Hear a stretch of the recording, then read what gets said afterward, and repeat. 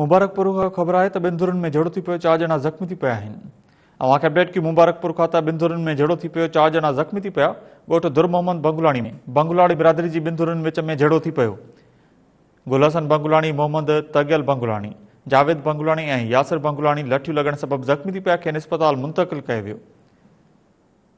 मुतासिर दुर एहतिजाज कयो, जवाबदारनि खे गिरफ़्तार करण जो मुतालबो कयो वियो। एहतिजाज कंदड़ अॻवाननि चयो त क़त्ल केस तां हथ खणाइण जे लाइ मुखालिफ़नि हमिलो कयो आहे।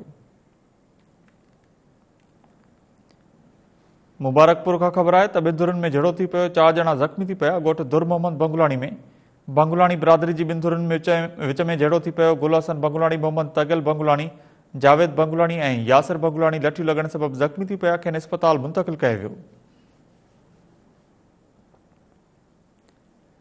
मुतासिर दुर एहतिजाज कयो आहे, जवाबदारनि खे गिरफ़्तार करण जो मुतालबो कयो वियो।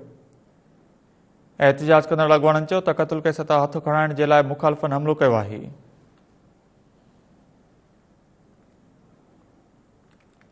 अवांखे अपडेट की मुबारकपुर खां त ॿिनि धुरनि में झड़ो थी पियो, 4 ॼणा ज़ख़्मी थी पिया आहिनि। ज़ख़्मियुनि खे अस्पताल मुंतक़िल कयो वियो।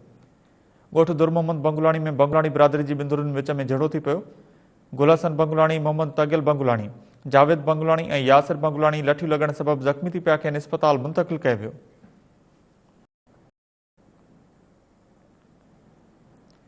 मुतासिर दुर एहतिजाज कयो, जवाबदारनि खे गिरफ़्तार करण जो मुतालबो कयो वियो।